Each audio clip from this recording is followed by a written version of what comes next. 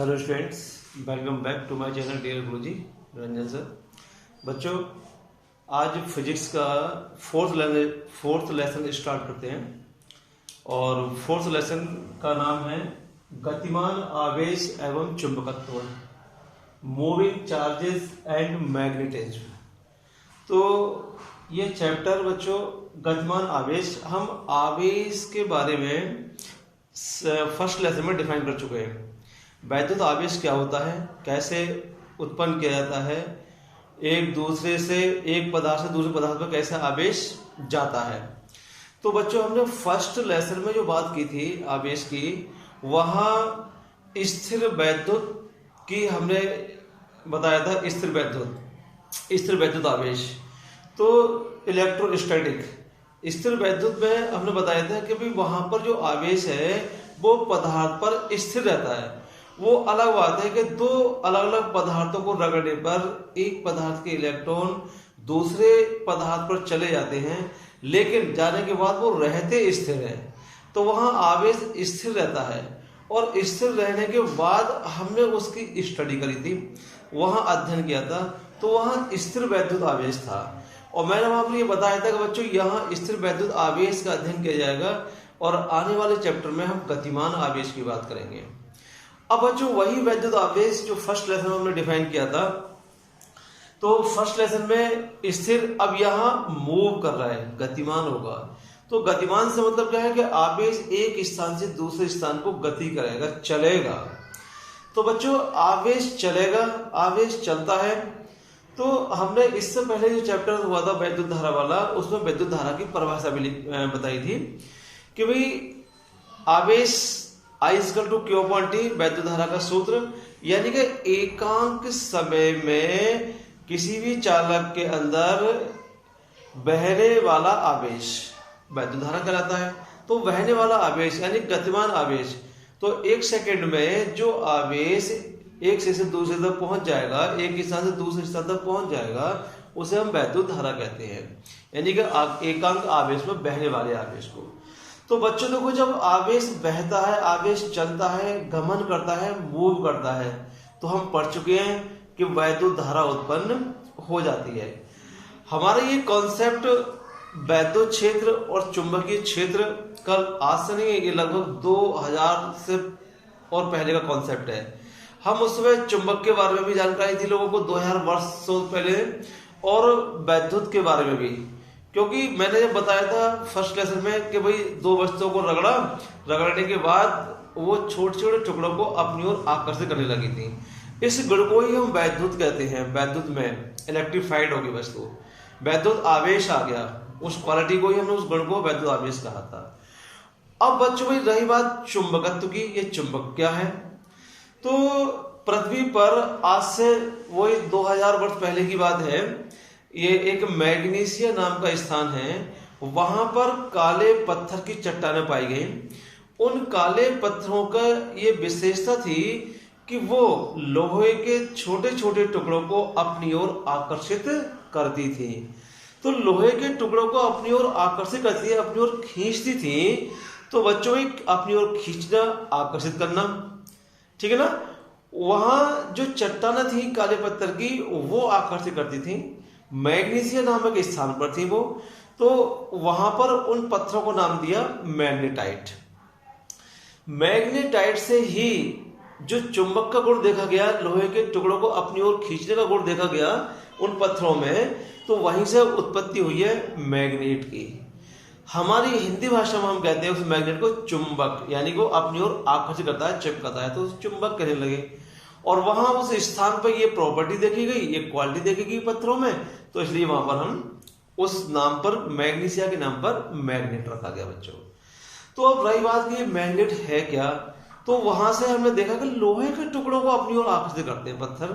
तो मैग्नेट की परिभाषा क्या बननी चाहिए, तो मैग्नेट की परिभाषा अब वही बननी चाहिए, वो 2000 वर्ष से पहले की बात। और बीच का जो काल रहा, वहां कोई निष्कर्ष नहीं निकाल पाए आगे के लिए, लेकिन बाद में ये 19वीं शताब्दी में वैद्युत और चुंबकीय क्षेत्र, ये दोनों का रिसर्च हो गया, विद्युत चुंबकीय तरंगों की खोज हो गई और ये देखा गया कि ये प्रकाश तरंगें भी विद्युत चुंबकीय तरंगें हैं। तब आगे लगातार इसका जो है आविष्कार हुआ। तो बच्चों अब चुंबक, चूंकि वो मैग्नीशिया नामक स्थान पर पत्थर जो काला था, जो अपनी और लोहे के टुकड़ों को आकर्षित कर रहा था, तो वो नेचुरल था, प्राकृतिक था, किसी ने बनाया नहीं है। तो हम उन पत्थरों के टुकड़ों को कह सकते हैं वो प्राकृतिक चुंबक। तो बच्चों उसकी परिभाषा हम कह देंगे भी कि वह पदार्थ जो लोहे के टुकड़ों को अपनी ओर आकर्षित करता है चुंबक कहलाता है, मैग्नेट कहलाता है। तो बच्चों मैंने लिखा है चुंबक, मैग्नेट, पहला टॉपिक है हमारा मैग्नेट। तो डेफिनेशन में आगे होगी कि वह पदार्थ, भाई कोई भी पदार्थ जो अपनी ओर लोहे के टुकड़ों को आकर्षित करता है चुंबक कहलाता है। तो बच्चों अब इस चुंबक का गुण तो है, लेकिन इन पत्थरों के अंदर चुंबक का गुण तो पाया गया, लेकिन वो चुंबक का गुण यानी कि उनका चुंबकत्व, उसकी प्रबलता, उसकी स्ट्रेंथ बहुत कम थी। हम अगर अपने व्यवहारिक कार्यों में उपयोग में लाएं तो उनसे वो कार्य या जो हमारा जो उपयोग में लाने के लिए जितनी हमें क्षमता की चुंबक चाहिए वो वहां से हमें प्राप्त नहीं हो पाती है। और उनकी शेप यानी उनकी आकृति, आकार भी टेढ़ा मेढ़ा अनियमित होने के कारण हम उन्हें अपने दैनिक जीवन में उपयोग में नहीं ला पाते। फिर बाद में खोज हुई कि लोहा, निकेल, कोबाल्ट आदि इनसे जो मिश्र धातुएं बनती हैं उनसे चुंबक बनाई जा सकती है। अब उनसे चुंबक बनाई गई, उनसे जो चुंबक बनाई गई तो वो मानव ने निर्मित की है, वैज्ञानिकों ने बनाई है चुंबक को। अब वैज्ञानिकों ने चुंबक बनाई है तो वो कृत्रिम हो गई, वही वो पत्थर प्रकृति में पाया गया था तो वो नेचुरल, प्राकृतिक। इस प्रकार से चुंबक दो प्रकार के हो गए, प्राकृतिक और कृत्रिम, यानी कि आर्टिफिशियल और नेचुरल। अब बच्चों ये प्राकृतिक तो मैंने बता दिया, नेचुरल चुंबक लोहा, कोबाल्ट, निकेल आदि मिश्र धातुओं से बनाई जाती है। जब हम बना रहे हैं तो हम उनकी कोई भी शेप दे सकते हैं। हमने शेप दे दी भी उसे एक ये ऐसे मार्कर टाइप की है, दंड के आकार की, तो उसे दंड चुंबक कहते हैं। एक जो घोड़े की नाल होती है भाई उस टाइप की यू शेप में नाल चुंबक कहते हैं। चुंबक की सुई होती है, एक जो बॉक्स में सुई होती है और वो हिलाने के बाद भी वो घूमती है, लेकिन ठहरती वो नॉर्थ और साउथ में ही है, उत्तर दक्षिण में ही। तो ये शेप व्यक्ति ने बनाई है, मानव ने बनाई है, ये सब मानव निर्मित चुंबक है, इन्हें हम कृत्रिम चुंबक कहते हैं। बात में आगे बच्चों भाई, तो प्राकृतिक और कृत्रिम चुंबक, चुंबक की कुछ क्वालिटी है बच्चों, कुछ प्रॉपर्टीज हैं। ये देखा गया जो मानव निर्मित चुंबक है इनकी एक तो शक्ति यानी प्रबलता बढ़ गई काफी अधिक, और हम बहुत बड़े बड़े कार्यों में इनका उपयोग करके और बड़े से बड़े कार्य को सरलता से सिद्ध कर सकते हैं। इनका व्याख्या हम विस्तार से अभी आगे बताएंगे। तो बच्चों चुंबक के गुण बता रहा हूं मैं। हमने एक दंड चुंबक लिया, दंड का मतलब है एक रॉड की तरह एक चुंबक है। यदि इस दंड चुंबक को हम इसके सेंटर ऑफ ग्रेविटी यानी गुरुत्व केंद्र से लटकाकर बांध करके लटका दें कहीं भी, जब लटका देंगे बच्चों तब क्या होगा, इसे अगर हम हिला भी दें तो हिलाने के बाद ये हिलेगी, और जब ठहरेगी, रुकेगी, तो हम ये देखते हैं कि हमेशा ये नॉर्थ और साउथ डायरेक्शन में ही रुकती है, यानी कि उत्तर और दक्षिण दिशा में ही ठहरती है। तो बच्चों ये इसकी प्रॉपर्टी है चुंबक की कि ये हमेशा उत्तर और दक्षिण दिशा में ही ठहरती है। क्यों ठहरती है वो अगले चैप्टर में इसको डिफाइन करेंगे कि उत्तर दक्षिण में ही क्यों ठहरती है। ठीक है, इस चैप्टर में इतना समझिए कि इसकी प्रॉपर्टी है कि ये उत्तर और दक्षिण दिशा में ठहरती है। तो बच्चों जो सिरा उत्तर की ओर होता है हम उसे उत्तरी ध्रुव कहते हैं। दो ध्रुव हो गए इसके, उत्तरी ध्रुव यानी कि नॉर्थ पोल। जो सिरा दक्षिण की ओर ठहरता है हम उसे दक्षिण ध्रुव यानी कि नॉर्थ पोल कहते हैं बच्चों। तो दो ध्रुव हो गए बच्चों भाई, जो उत्तर की ओर है वो नॉर्थ पोल, जो दक्षिण की ओर है वो साउथ पोल, यानी कि NS। प्रत्येक चुंबक के छोटी हो या बड़ी उसके दो पोल होंगे, एक उत्तरी ध्रुव और एक दक्षिण ध्रुव, नॉर्थ पोल साउथ पोल। बाकी हो गई। दूसरा ये बच्चों इसकी विशेषता कि प्रत्येक चुंबक लोहे के टुकड़ों को अपनी ओर आकर्षित करती है। सुलतापूर्व लटकाने पर उत्तर दक्षिण दिशा में ठहरती है। और देखिए इसकी प्रॉपर्टी क्या है। यदि हमने एक दंड चुंबक लिया बच्चों तो इसके पोल नॉर्थ पोल और साउथ पोल, उत्तरी ध्रुव दक्षिण ध्रुव। अगर एक दूसरी चुंबक भी है उसका भी दो पोल होंगे, एक नॉर्थ पोल और साउथ पोल, उत्तरी ध्रुव दक्षिण ध्रुव। यदि हम समान ध्रुवों को पास में लाते हैं दो चुंबकों के, जैसे ये इसका नॉर्थ पोल है, इसका नॉर्थ पोल ये है, दोनों को पास में लाते हैं, तो बच्चों होता क्या है, इनमें रिपल्सन फोर्स लगता है, यानी कि प्रतिकर्षण बल लगता है। प्रतिकर्षण का मतलब क्या होता है, ये एक दूसरे को दूर भगाते हैं। तो ये प्रॉपर्टी है कि समान ध्रुवों के बीच जो लाइक पोल्स होते हैं उनके बीच रिपल्सन फोर्स लगता है, समान ध्रुवों के बीच, चाहे वो दक्षिणी ध्रुव हो या उत्तरी ध्रुव हो। तो जो समान ध्रुव होंगे उनके बीच प्रतिकर्षण बल लगेगा।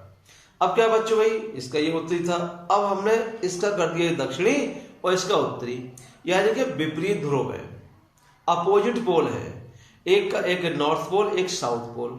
जब उन्हें पास में लाते हैं तो ये अट्रैक्ट करते हैं, एक दूसरे को आकर्षण करते हैं, अपनी ओर खींचते हैं, ये इसे एक दूसरे को खींच लेते हैं, चिपकते हैं ये। तो बच्चों ये इनकी प्रॉपर्टी है। देखा गया है बच्चों कि अगर हम लोहे की छीलन इसके आसपास रखें, एक दंड चुंबक है, और हिलाएं इसे, तो सबसे अधिक टुकड़े इनके सिरों पर चिपकते हैं, इनके सिरों पर चिपकते हैं। इसका मतलब बीच में बहुत कम। इसका अर्थ ये निकला बच्चों प्रैक्टिकली कि चुंबक की जो प्रबलता है, जो स्ट्रेंथ है, जो चुंबकत्व है, आकर्षित करने का जो गुण है, वो सिरों पर अधिक होता है और बीच में कम होता है। बाकी लोग बच्चों, तो ये है चुंबक, प्राकृतिक और कृत्रिम और इसके गुण। इसके बाद आता है बच्चों भाई चुंबकीय क्षेत्र क्या है, मैग्नेटिक फील्ड। तो मैग्नेटिक फील्ड हमने पीछे वैद्युत क्षेत्र पढ़ा था, अभी इलेक्ट्रिक फील्ड, अब पढ़ते हैं मैग्नेटिक फील्ड। तो जो डेफिनेशन हमने वैद्युत क्षेत्र में समझाई थी लगभग वैसी ही होगी, याद आ रहा होगा, लेकिन मैं देखो डिफाइन करता हूं चुंबकीय क्षेत्र। बच्चों ये कोई चुंबक है, जब ये कोई चुंबक है, अगर मैं चुंबकीय सुई लाऊं इसके पास में, चुंबकीय सुई घूमती है और वो भी अगर ठहरेगी तो नॉर्थ साउथ में। तो बच्चों अगर मैं इसके पास चुंबकीय सुई लेके आऊं यहां पर, तो क्या होता है, अगर चुंबकीय सुई का नॉर्थ पोल है, इसका भी नॉर्थ पोल है पास में, तो क्या होगा, दूर की ओर विक्षेपित हो जाएगी वो। क्यों, समान ध्रुवों में प्रतिकर्षण बल लगता है। अगर इसका साउथ पोल है और चुंबकीय सुई का ये नॉर्थ पोल है, तो बच्चों चुंबक की सुई इसकी ओर अट्रैक्ट होगी, आकर्षित होगी, तो वो इसकी ओर खिंच जाएगी ऐसे, ठीक है नहीं, यानी कि आकर्षण या प्रतिकर्षण का अनुभव करेगी सुई इसके पास लाने पर। लेकिन हम ये स्थिति देखते हैं कि इससे दूर ले जाएं, तो वो चुंबकीय सुई पर इसका आकर्षण या प्रतिकर्षण का जो प्रभाव है सुई इसकी ओर या दूर, वो कम होता जा रहा है बच्चों। एक स्थिति आएगी कि कम होते होते होते होते कि एक दूरी वो आ गई कि अब उस सुई पर इस चुंबक का ना चुंबकत्व का ना तो आकर्षण का प्रभाव पड़ रहा है, ना प्रतिकर्षण का, ना सुई इसकी ओर आकर्षित हो रही है, ना ही प्रतिकर्षित। इसका मतलब ये हुआ कि बच्चों वो जो दूरी है, जितनी दूरी पर वो सुई पर इसके चुंबकत्व का कोई प्रभाव नहीं पड़ रहा, वो इसके क्षेत्र से बाहर की बात हो गई। इसका मतलब ये हुआ कि चुंबकीय क्षेत्र क्या होगा भाई, कि किसी भी चुंबक के चारों ओर, किसी भी चुंबक के चारों ओर का वह क्षेत्र जहां चुंबकीय सुई लाने पर आकर्षण बल या प्रतिकर्षण बल का अनुभव करती है, या तो वो आकर्षित होगी या प्रतिकर्षित। तो जितने क्षेत्र में उसका आकर्षण प्रतिकर्षण हो रहा है जिसके चारों ओर, उस क्षेत्र को कहते हैं हम चुंबकीय क्षेत्र।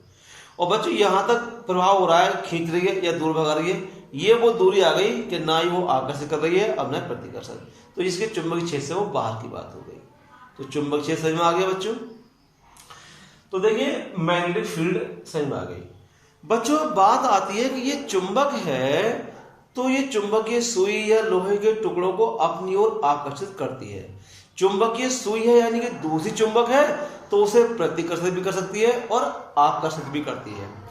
तो प्रतिकर्षण समान ध्रुव पास में होंगे तो प्रतिकर्षण, विपरीत ध्रुव पास में होंगे तो आकर्षण। तो ये दूरी हमें कुछ दिखाई बीच में नहीं पड़ता बच्चों, लेकिन फिर भी ये आकर्षण और प्रतिकर्षण कैसे हो रहा है, इसका मतलब क्या है भाई, कुछ ना कुछ चीज तो यहां से ऐसी निकल रही है कि जो चुंबकीय सुई को अपनी ओर खींचती है या दूर की ओर भगाती है, कोई ना कोई फोर्स ऐसा है। तो जो फोर्स यहाँ से जो खींच रहा है अपनी ओर या दूर भगा रहा है, तो भाई चुंबक के कारण है, तो हम उसे चुंबकीय बल कहेंगे। और इसके बाद वो चुंबकीय बल हो गया, लेकिन जिस डायरेक्शन में वो घूमी, जिस दिशा में घूमी, उस दिशा को भी हम रिप्रेजेंट करें, उस दिशा को हम इंगित करें, तब उस पूरी चीज को कहते हैं हम चुंबकीय बल रेखाएं। चुंबकीय बल रेखा कि इस चुंबक के कारण सुई जिस दिशा में मूव हुई, जिस दिशा में ठहर गई, तो ठहरने के बाद साउथ, चुंबक की भी दो ध्रुव साउथ और नॉर्थ, तो साउथ से नॉर्थ की ओर एक लाइन खींचें, वो क्या होगी, एक दिशा होगी, किसकी होगी, चुंबकीय बल रेखा की। यानी चुंबक के कारण जो बल लगा और जिस डायरेक्शन में लगा, तो वो एक रेखा हो गई, तो चुंबकीय बल रेखा कहलाएगी वो। तो बच्चों भाई चुंबकीय बल रेखा कैसे, देखो ऐसे मैं यहाँ डिफाइन करता हूँ। देखो ये बच्चों, एक ये मैग्नेट है, ये दंड चुंबक है, और ये इसका मान लीजिए चलो ये नॉर्थ पोल है और ये साउथ पोल है, ठीक है ना, ये नॉर्थ पोल और ये साउथ पोल, ठीक है बच्चों। यहां से नॉर्थ पोल से एक और बात बता दूं बच्चों, जो हमने इलेक्ट्रिक फील्ड वाला चैप्टर पढ़ा है, वैद्युत क्षेत्र वाला, जहां इलेक्ट्रिक चार्ज पढ़ा हमने, तो हमने बताया था भी आवेश में प्लस आवेश जो होता है उससे बल रेखा हमेशा निकलती है, बल रेखा हमेशा निकलती है बाहर की ओर एक सीधी रेखा में। बिंदु टाइप है, यानी कि जो पृष्ठ है, आवेश जिस पृष्ठ पर है उससे लंबवत, पृष्ठ के लंबवत बल रेखा निकलती है।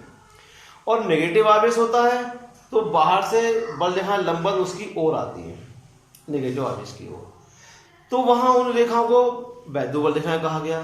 सेम बल रेखा यहां पर भी चुंबक के कारण भी, वहां भी आकर्षण प्रतिकर्षण होता है, यहां भी हो रहा है, लेकिन यहां और वहां में अंतर है। वहां एक आवेश को हम अलग कर सकते हैं, अलग होता है, यानी आइसोलेटेड कर सकते हैं। आइसोलेटेड का मतलब विलगित आवेश हो सकता है। विलगित का मतलब एक प्लस आवेश है, उसके आसपास कोई आवेश नहीं होगा, तब भी बल रेखा निकलेंगे।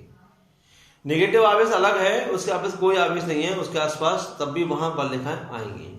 लेकिन चुंबक की यह विशेषता होती है, मैं बताऊंगा अभी चुंबक की बल रेखाओं के गुणों में ये विशेषता होती है बच्चों कि अगर चुंबक को मैं तोड़ भी दूं बीच में से, जैसे देखो ये इसका नॉर्थ पोल, ये साउथ पोल, और हमने यहाँ पे तोड़ दिया, तो ऐसा नहीं है कि नॉर्थ पोल और ये साउथ पोल ही रहेगा, नहीं, कितने भी छोटे टुकड़े कर दो, जो पोल पहले का है वो तो वही रहेगा और दूसरा वाला ठीक अपोजिट तुरंत बन जाएगा।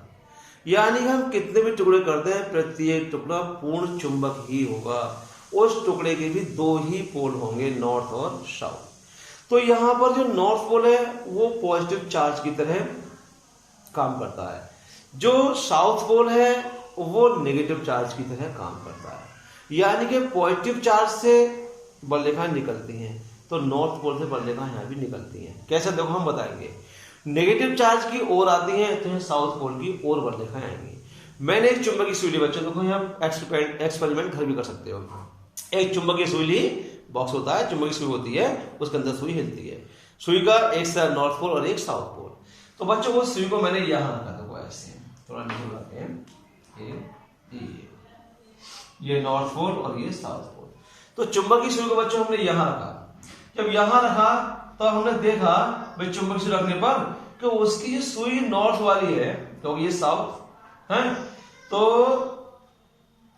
नॉर्थ क्या होगा बच्चों, साउथ तो इसकी ओर अट्रैक्ट होगा और नॉर्थ दूर भागेगा। क्यों, विपरीत ध्रुवों में प्रतिकर्षण बल लगता है, ठीक है ना।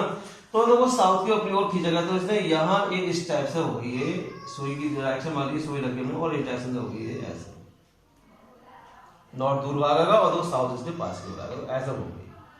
तो बच्चों जिस पॉइंट पर हमने चुंबकीय सुई को रखा और वहां चुंबकीय सुई की डायरेक्शन ये थी ऐसे, तो हमने पॉइंट पर देखो ये एरो लगा दिया यहाँ पर, ऐसी सुई को हमने यहाँ रखा बच्चों, तो क्या हुआ सुई, तो देखो भाई साउथ इधर है, तो इस टाइप से देखो ये घूमती हुई चली जाएगी, देखो सुई, क्योंकि नॉर्थ पोल है तो नॉर्थ तो साउथ की ओर अट्रैक्ट होगा, तो देखो ए इस टाइप से।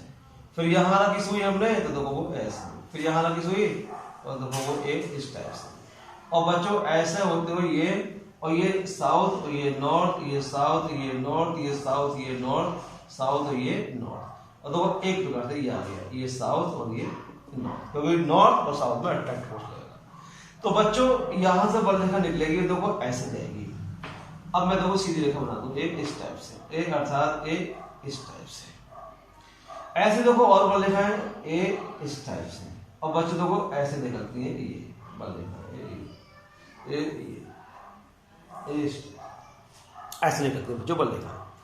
अब क्या हमने सुई को देखो बच्चों यहां रखा है, तो देखो उसकी डायरेक्शन ये ऐसे आई थी, देखो ये ऐसे आएगी, यहां रखा तो डायरेक्शन ये आएगी, अर्थात यहां एक वक्र बनता है बच्चों। क्या बनता है?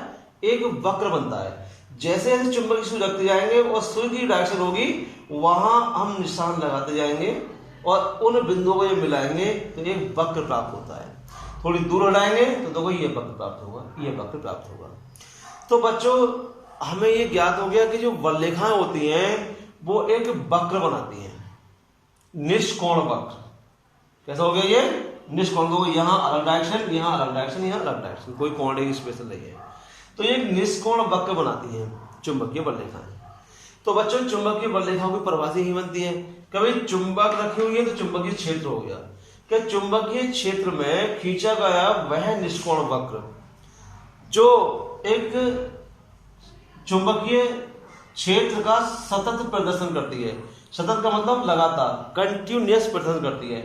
यहां रखेंगे तो चुंबकीय इधर हो गया डायरेक्शन, यहां रखेंगे चुंबकीय सुई तो इधर हो गई सुई, यहां रखेंगे सुई ऐसे घूम गई, यहां रखेंगे सुई ऐसे घूम गई, यानी कंटिन्यूअस उसका प्रदर्शन करती है चुंबकीय क्षेत्र का। उन बिंदुओं को मिलाने वाली रेखा चुंबकीय बल रेखा कहलाएगी। तो ये बल रेखा की डेफिनेशन हो गई, नोट्स में मैंने लिख दी है। तो बच्चों अब यह डायरेक्शन क्या होता है? प्रत्येक बिंदु पर अलग अलग डायरेक्शन होगी। डायरेक्शन निकालनी है हमें, तो देखो यहां अगर डायरेक्शन देखेंगे तो देखो यहां एक स्पर्श रेखा खींचो इस वक्र पर, जो स्पर्श रेखा की डायरेक्शन होगी वो इस बिंदु पर चुंबकीय क्षेत्र की डायरेक्शन होगी। यहां अगर हम स्पर्श रेखा खींचते हैं तो बच्चों देखो इस बिंदु पर ये स्पर्श रेखा आ गई, तो यहां इस बिंदु पर देखो चुंबकीय क्षेत्र की डायरेक्शन ये हो गई। इस बिंदु पर खींचते हैं तो देखो स्पर्श रेखा ये हो गई, यहां डायरेक्शन ये हो गई। तो प्रत्येक बिंदु पर चुंबकीय क्षेत्र की दिशा अलग अलग होगी। तो सही आगे बच्चों कि चुंबकीय बल रेखा की डायरेक्शन कैसे ज्ञात करते हैं? तो इस प्रकार से चुंबकीय बल रेखा की डायरेक्शन ज्ञात कर लेते हैं। अब क्या देखो बच्चों इसके गुण देखिए, इसकी प्रॉपर्टीज हैं चुंबकीय बल रेखाओं की कुछ। तो पहली प्रॉपर्टी तो ये हो गई कि चुंबकीय बल रेखाएं एक निष्कोण बंद वक्र बनाती हैं। चुंबक के बाहर ये क्षेत्र में ये बल रेखा नॉर्थ से निकलती है और साउथ में प्रवेश कर जाती है। अब चुंबक के अंदर भी जाती है देखा ये, तो चुंबक के अंदर बच्चों साउथ से नॉर्थ की ओर और बाहर क्षेत्र में नॉर्थ से साउथ की ओर, ठीक है ना। तो पहली प्रॉपर्टी हो गई कि ये रेखाएं बंद वक्र बनाती है। दूसरी प्रॉपर्टी है बच्चों इसकी कि कोई भी दो रेखाएं एक दूसरे को आपस में काटती नहीं है। कोई भी दो बल रेखाएं आपस में नहीं काटती हैं। अगर काटेंगी तो क्या होगा?